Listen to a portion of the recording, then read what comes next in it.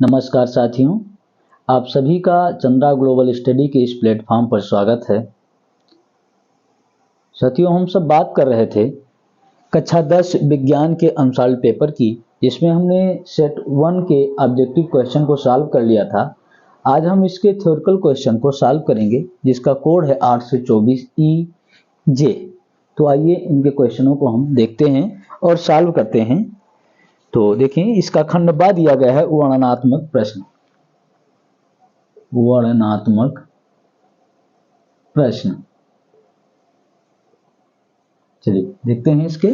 Question number 1 दिया गया है। इसमें क्वेश्चन नंबर 1 है, क्वेश्चन दिया गया है किरण आरेख का उपयोग करके अवतल दर्पण द्वारा बने प्रतिबिंब की स्थिति एवं प्रकृति लिखिए। फिर इसमें दो क्वेश्चन बने हैं। पहला है कि जब वस्तु वक्रता केंद्र और फोकस के बीच में हो, और दूसरा है जब वस्तु ध्रुव और फोकस के बीच में हो। तो चलिए हम पहला देखते हैं। पहला क्वेश्चन है, जब वस्तु वक्रता केंद्र यानी कि C और वक्रता केंद्र और फोकस के बीच हो, फोकस के बीच हो। चलिए इसका हम डायग्राम बनाएंगे। किरण आरेख कह रहा है बनाने को, तो हम इसका किरण आरेख बना लेंगे। अवतल दर्पण की बात कर रहा है, तो यहां हम एक अवतल दर्पण बना लेते हैं। ऐसे थोड़ा सही से बनाएं। चलिए देखते हैं, ये ऐसे एक अवतल दर्पण हो जाएगा। ये हमारी इसकी मुख्य अक्ष होगी। थोड़ा सीधा करके बना लेते हैं। ये है मुख्य अक्ष, यहां पर होगा फोकस, और इसको हम मान लेते हैं यहाँ वक्रता केंद्र C। अब कह रहा है, थोड़ा इधर करके बना लेते हैं, यहां पर है ये वक्रता केंद्र C। अब कह रहा है कि वस्तु कहाँ हो, वक्रता केंद्र और फोकस के बीच में हो। तो यहां पर हम वस्तु बना देते हैं AB। अब देखेंगे, जब इससे एक किरण आरेख गुजारें, यहां पर इसका ध्रुव होगा, तो एक किरण आरेख हम इसके मुख्य अक्ष के समांतर ले जाएंगे, जो परावर्तन के फलस्वरूप इसके मुख्य फोकस से होकर जाती हुई प्रतीत होगी। इस तरह से हो जाएगा। और दूसरा प्रकाश किरण आप दोनों तरह से दिखाएं, या तो इसके यहां से इससे दिखाएं, या फिर आप यहां से दिखा दें कि दूसरी प्रकाश किरण आ रही है, इसके फोकस से होकर के जा रही है।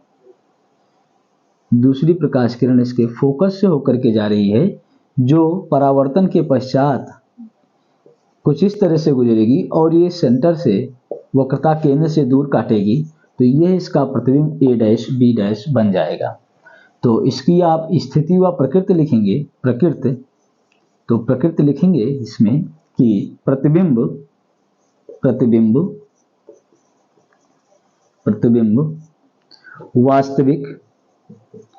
वास्तविक कमा उल्टा व वस्तु से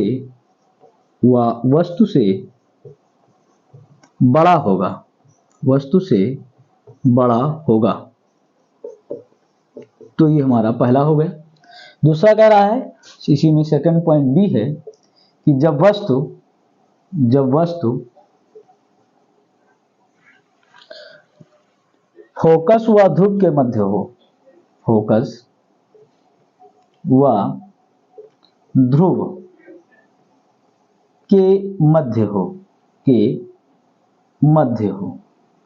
तो आइए हम इसको बना लेते हैं। फिर से हम बनाते हैं यहाँ पर एक उसी तरह से अवतल दर्पण। ये भी होगा हमारा अवतल दर्पण। ये मुख्य फोकस होगा, ध्रुव होगा, यहाँ पर हमारा फोकस हो जाएगा, और ये हमारा हो जाएगा सेंटर या वक्रता केंद्र के लिए। वस्तु कह रहा है कि फोकस व ध्रुव के मध्य कहीं यहाँ पर हो, यह है AB वस्तु। तो एक प्रकाश किरण हम यहां से गुजारते हैं, जो इसके समांतर होकर के जाएगी, परावर्तन के पश्चात इसके मुख्य फोकस से होकर के गुजरेगी। यहां इसको आगे ऐसे बढ़ा लिया जाता है कि इधर कहीं ये आगे जा रही होगी। आगे यहाँ पर बढ़ा लेते हैं। दूसरा हम यहाँ से दिखाते हैं कि इसके सेंटर से होकर के जा रही है, ऐसे ये, तो ये इस मार्ग से जाएगी, इसी मार्ग से वापस आ जाएगी, तो इसको हम आगे करके यहाँ पर दिखा देते हैं। और ये जहाँ एक दूसरे को काटेगी वहीं पर हम दिखाएंगे कि ये इसका प्रतिबिंब A डैश B डैश बन रहा है। तो हम इसकी प्रकृति लिखेंगे, प्रकृति लिखेंगे प्रतिबिंब, प्रतिबिंब आभासी, आभासी कमा सीधा, आभासी सीधा व वस्तु से बड़ा होगा, वह वस्तु से बड़ा होगा, वस्तु से बड़ा होगा। तो इस तरह से ये हमारा पहला क्वेश्चन कंप्लीट हुआ है। आप लोग लिखिए इसका।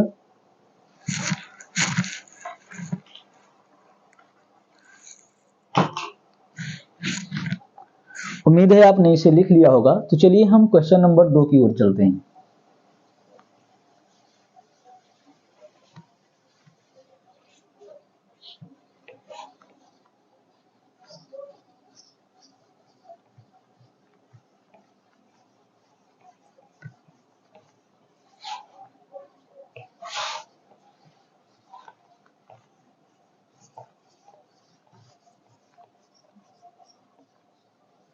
आइए क्वेश्चन नंबर 2 को देखते हैं। क्वेश्चन नंबर 2 कह रहा है, क्वेश्चन नंबर 2 ये कह रहा है कि 5 सेंटीमीटर लंबाई की कोई वस्तु 30 सेंटीमीटर वक्रता त्रिज्या के दर्पण के सामने 20 सेंटीमीटर की दूरी पर रखी गई है। प्रतिबिंब की स्थिति, प्रकृति व आकार बताइए। तो यहां पर जो दिया गया है हम उसको लिख लेते हैं। ऑब्जेक्ट की जो लंबाई है वो बराबर, वो है 5 सेंटीमीटर, वस्तु की दूरी जो दी गई है वो है 20 सेंटीमीटर, 20 सेंटीमीटर। अब इसी में और कह रहा है कि 30 सेंटीमीटर वक्रता त्रिज्या, आर बराबर दिया गया है 30 सेंटीमीटर वक्रता त्रिज्या।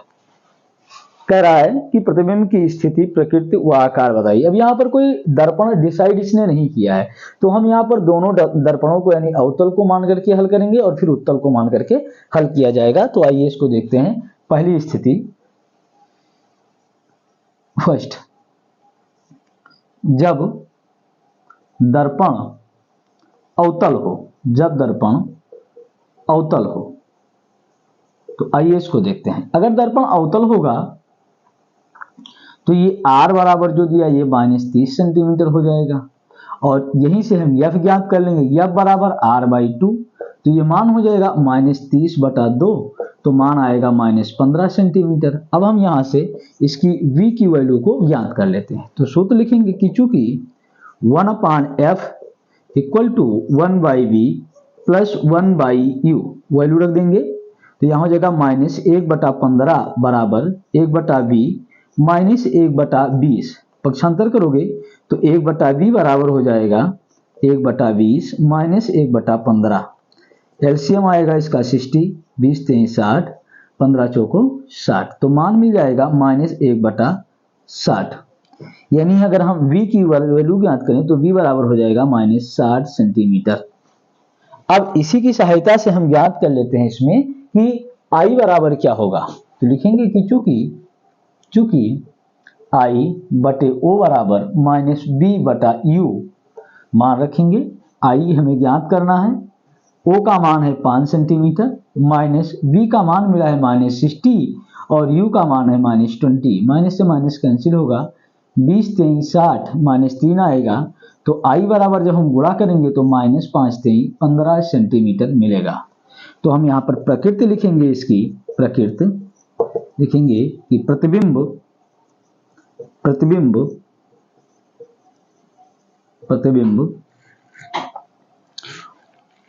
वास्तविक कामा उल्टा व वस्तु से 3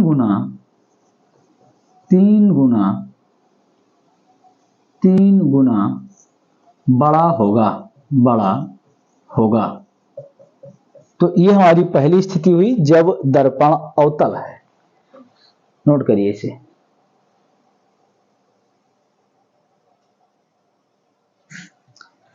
उम्मीद है आपने इसे लिख लिया होगा।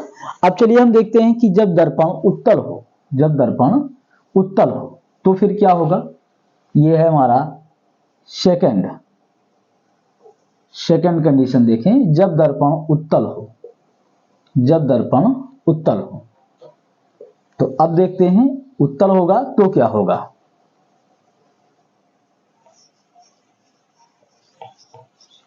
चलिए आइए देखते हैं।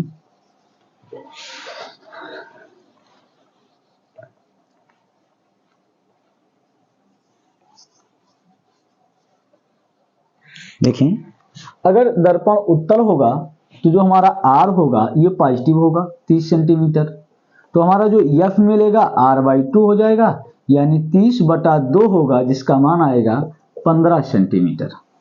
और अब हम इस कंडीशन में इसी फार्मूले को रखेंगे तो हो जाएगा 1/15 इक्वल टू 1/v माइनस 1/20, और 1/v इक्वल टू अगर हम याद करें तो 1/20 प्लस 1/15। एलसीएम यहाँ भी आएगा 60, 20 3 60, 15 चौको 60, तो ये हो जाएगा 7/60, 7/60। यानी अगर हम v बराबर ज्ञात करें तो 60/7 हो जाएगा।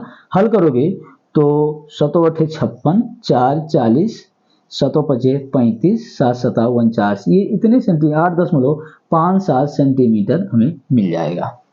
तो हमें v की वैल्यू मिल गई। अब अगर हम यहाँ पर वस्तु की लंबाई को ज्ञात करना चाह रहे हैं तो मान रखेंगे कि I बटा ओ के जगह पर रख देंगे 5 बराबर v माइनस v की वैल्यू मिली है 60/7, तो 60/7 रख देते हैं, और I का मान है -20, मैं इससे कट जाएगा तो 20 3 60 3 आएगा। हल करेंगे तो ये I बराबर मिलेगा 5 3 15/7, तो भाग करोगे तो 7 दूनी 14, 7 एकम 7, यानी 2.1 सेंटीमीटर मिलेगा। तो अब हम इसकी प्रकृति लिखेंगे, लिखेंगे कि प्रतिबिंब आभासी कामा सीधा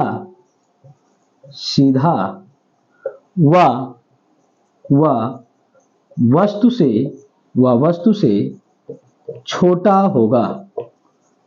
से छोटा होगा,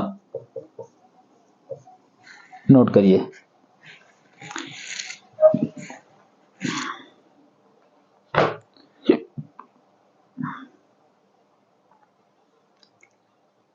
उम्मीद है आपने इस सवाल को भी लिख लिया होगा। तो चलिए हम क्वेश्चन नंबर 3 की ओर चलते हैं। अगला क्वेश्चन नंबर 3।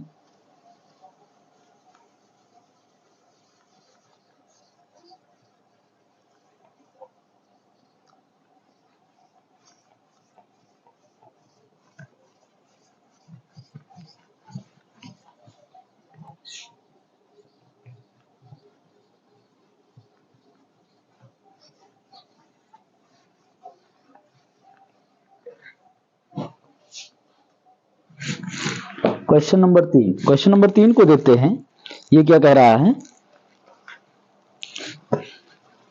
चलिए क्वेश्चन नंबर 3 को देखें। क्वेश्चन नंबर 3 में लिखा हुआ है कि किसी 5 ओम प्रतिरोध में प्रति सेकंड 100 जूल ऊष्मा उत्पन्न हो रही है, प्रतिरोधक के सिरों पर विभवांतर ज्ञात करिए। यानी यहाँ पर R की वैल्यू दी गई है, T बराबर 1 सेकंड दिया गया है, W का मान दे दिया गया है, W बराबर 100 जूल दिया गया है, और कह रहा है कि V की वैल्यू हमें यहाँ पर फाइंड करनी है। तो नोट करेंगे जो दिया गया है, यानी दिया है R बराबर 4 ओम, T बराबर 1 सेकंड, W बराबर 100 जूल, और विभवांतर यहाँ पर पूछ रहा है कि V की वैल्यू क्या होगी। तो आइए देखते हैं कि V की वैल्यू होगी क्या। तो सूत्र होता है कि चूंकि W बराबर V² अपान R इंटू T, हम इसी फार्मूले पर रखेंगे मान, V की वैल्यू रखेंगे, R की वैल्यू रखेंगे, V हमें ज्ञात करना है, W R और T की वैल्यू रखेंगे, मान ज्ञात कर लेंगे। अगर इसकी हम क्रॉस मल्टीप्लाई करें तो V² बराबर मिल जाएगा W गुणे R बटे T। मान रख दीजिए, W का मान है 100, R का मान दिया गया है 4, T का मान है 1। हल करोगे तो ये हो जाएगा हमारा 400, और जब हम V बराबर ज्ञात करेंगे तो ये हो जाएगा अंडर रूट 400, जिसका मान ज्ञात करोगे तो ये आ जाएगा 20 वोल्ट। 20 वोल्ट, यही हमारा उत्तर होगा, 20 वोल्ट। नोट करिए इसे। उम्मीद है आपने इस सवाल को लिख लिया होगा। तो चलिए अब हम अगले सवाल की ओर आगे बढ़ते हैं। अगला सवाल,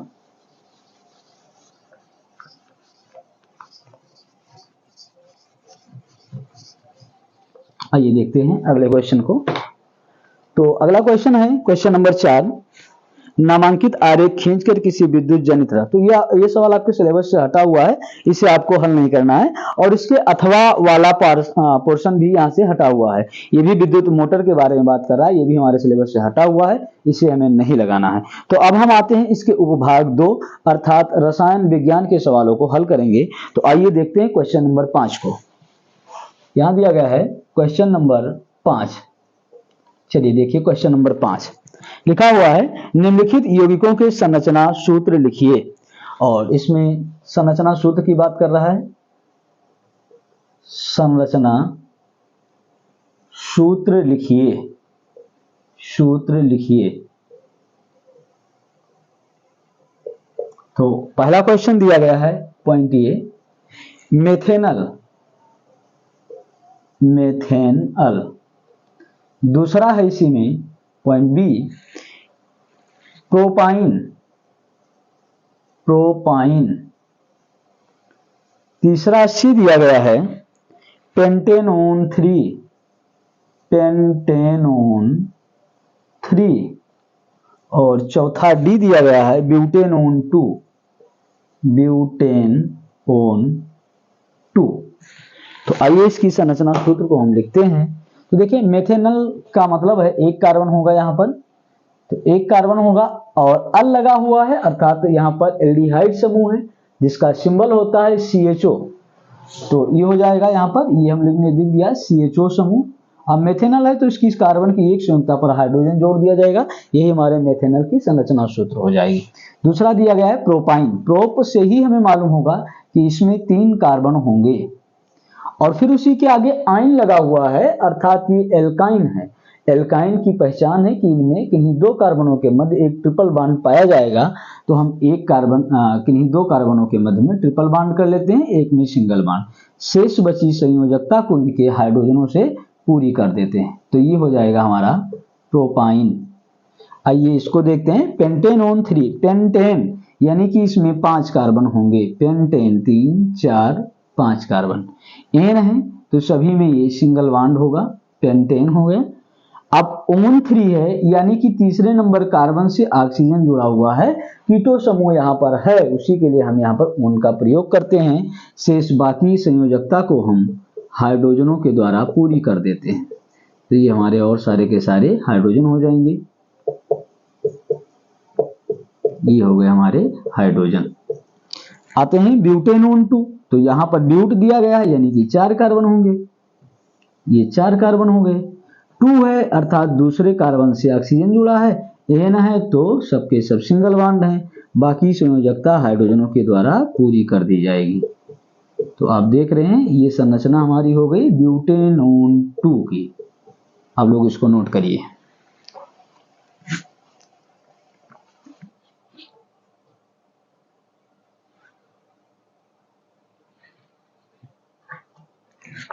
उम्मीद है आपने इसे लिख लिया होगा। तो आइए अब हम अगले क्वेश्चन की ओर बढ़ते हैं।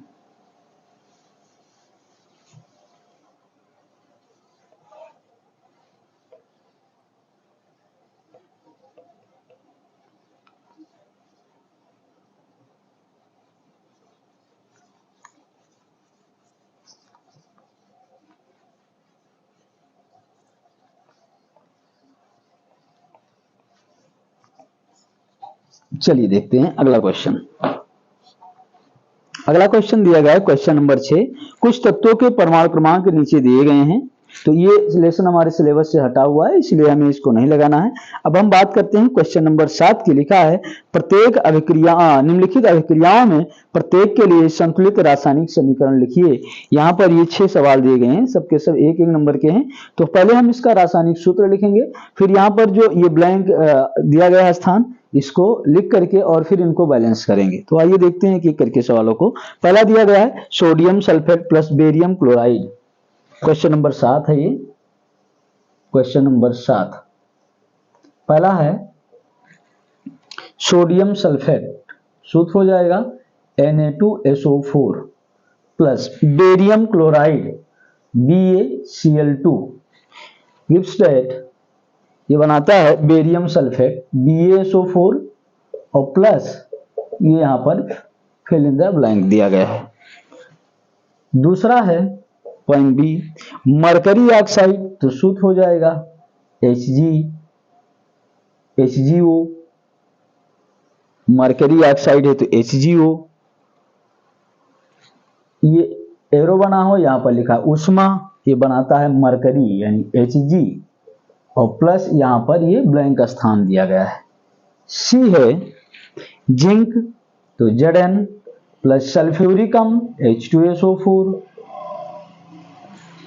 फिर ये देता है हमें जिंक सल्फेट, तो लिख देते हैं ZnSO4 प्लस ये रिक्त स्थान दिए गए हैं।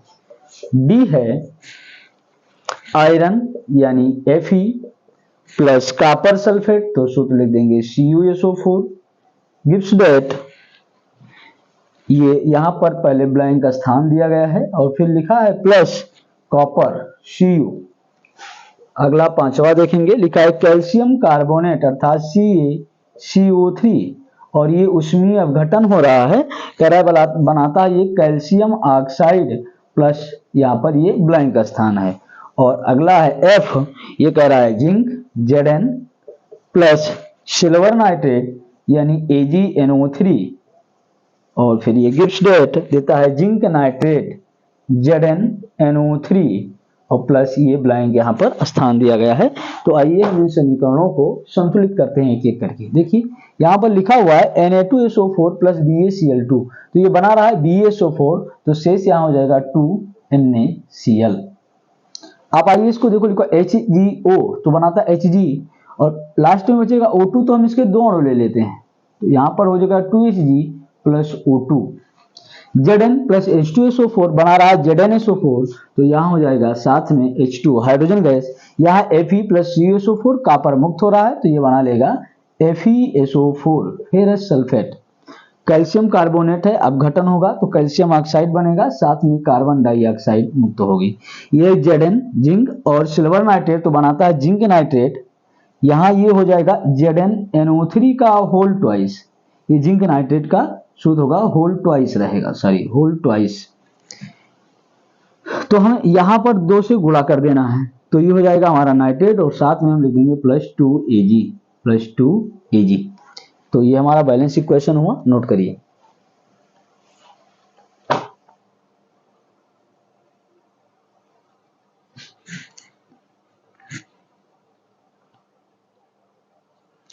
उम्मीद है आपने इसे लिख लिया होगा। तो आइए अब हम अगले प्रश्न की ओर बढ़ते हैं।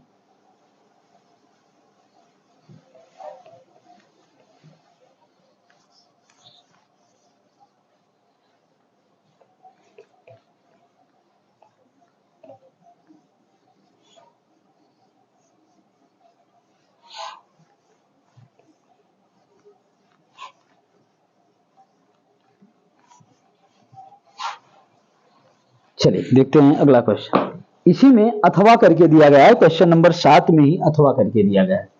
क्वेश्चन नंबर 7 में अथवा है और ये अथवा दिया गया है। अब देखेंगे कि निम्न पर टिप्पणी लिखिए, टिप्पणी लिखिए, टिप्पणी लिखिए। अब टिप्पणी लिखिए जिसमें पहला दिया गया है हाइड्रोकार्बन की दहन अभिक्रिया, हाइड्रोकार्बन की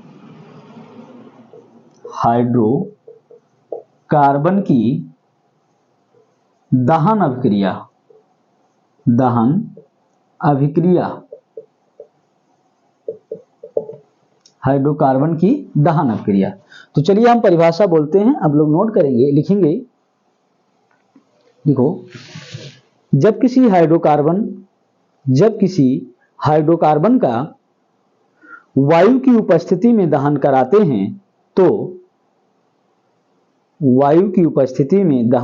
हैं तो हाइड्रोकार्बन में उपस्थित कार्बन परमाणु कार्बन डाइऑक्साइड तथा हाइड्रोजन जल में परिवर्तित हो जाता है साथ ही प्रकाश व ऊष्मा उत्पन्न होती है। उदाहरण लिखेंगे इसका,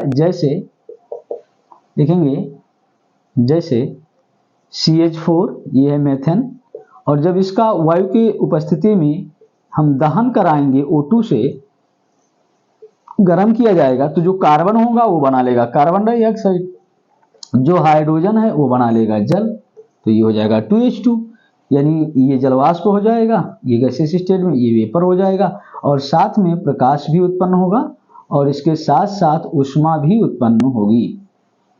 समीकरण को बैलेंस कर लेते हैं, तो यहां हो जाएगा 2O2, नोट करिए इसको। और दूसरा हमारा दिया गया है कार्बनिक यौगिक में प्रतिस्थापन अपक्रिया। पॉइंट बी है कार्बनिक यौगिक में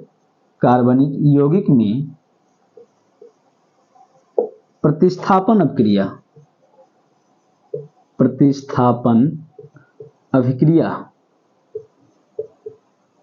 कार्बनिक यौगिक में प्रतिस्थापन अभिक्रिया।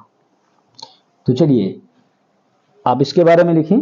देखें, जब किसी कार्बनिक यौगिक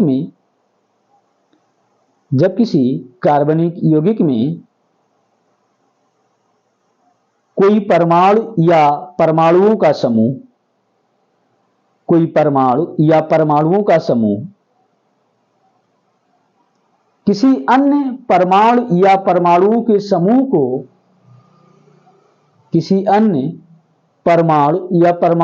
समूह को विस्थापित कर देता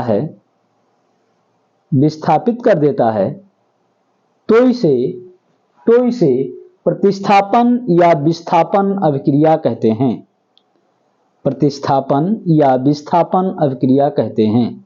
उदाहरण देखेंगे, जैसे फॉर एग्जांपल देखें, जैसे जब हम मेथेन यानी CH4 की क्रिया क्लोरीन से कराते हैं Cl2 से, तो ये सनलाइट की उपस्थिति में होता है, तो ये क्लोरीन इस हाइड्रोजन के कार्बन से जुड़े एक हाइड्रोजन को हटाती है और स्वयं जुड़ जाती है, तो ये बना लेती है CH3Cl और प्लस ये HCl अलग हो जाता है। ये हमारा मेथेन और ये जो यौगिक बना इसको कहा जाता है क्लोरोमेथेन, ये बन जाता है क्लोरोमेथेन।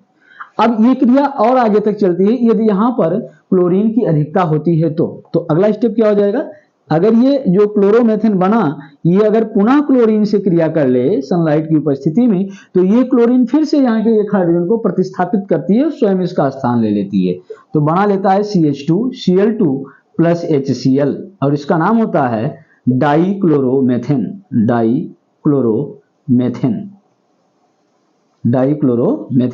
अब यदि क्लोरीन की उपस्थिति और है तो ये डाइक्लोरोमेथेन से भी क्रिया कर लेती है, तो यानी CH2Cl2 से क्रिया करेगा और फिर से वही सनलाइट की उपस्थिति में, तो ये बना लेगा एक हाइड्रोजन को और हटा देगा, तो बना लेगा ये CHCl3 प्लस HCl, इसको कहा जाता है ट्राइक्लोरोमेथेन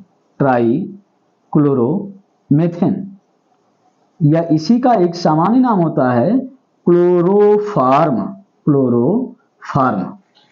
अब ये यहीं तक नहीं रुकती क्रिया, यहाँ चूंकि ये कभी और हाइड्रोजन है, क्लोरीन की अधिकता होगी तो इस हाइड्रोजन को भी ये हटा देगी, तो ये बना लेगा CHCl3 की जब हम क्लोरीन से क्रिया कराएंगे वही सनलाइट की उपस्थिति में, तब ये बना लेता है CCl4 प्लस HCl, इसका नाम होता है टेट्राक्लोरोमेथेन। तो इस तरह से कार्बनिक यौगिकों में प्रतिस्थापन अपक्रिया का ये उदाहरण होता है। आप लोग नोट करिए।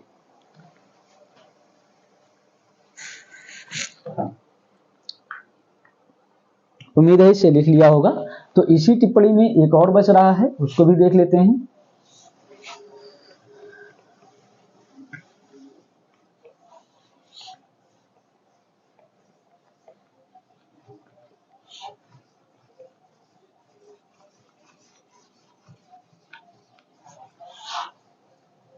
आइए देखते हैं। एक क्वेश्चन बच रहा है, हाइड्रोजनीकरण सी दिया गया टिप्पणी लिखने के लिए।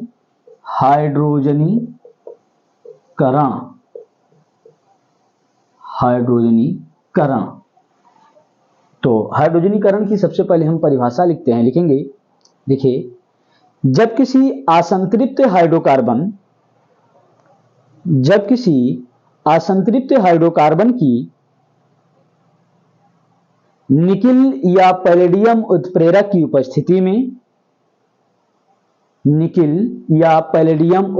की उपस्थिति में हाइड्रोजन से क्रिया कराते हैं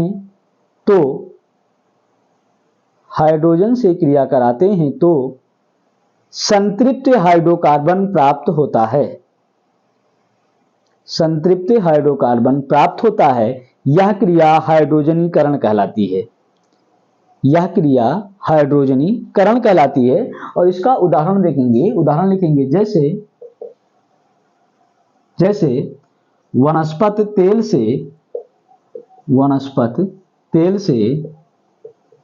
वनस्पति घी का बनना।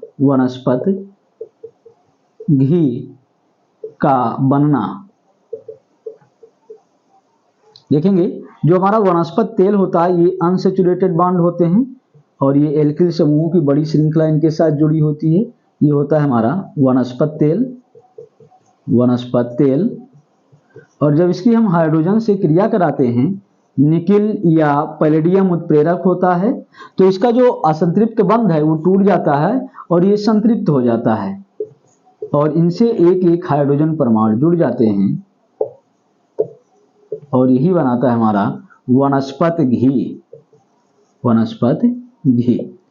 तो ये होती है हाइड्रोजनीकरण अपक्रिया। तो ये आपका पूरा सेट कंप्लीट हो रहा है। उम्मीद है आपको ये वीडियो पूरी तरह से समझ में आई होगी। तो चलिए मिलते हैं हम अगली क्लास में। तब तक के लिए आप सभी अपना ख्याल रखिए। जय हिंद, जय भारत, धन्यवाद।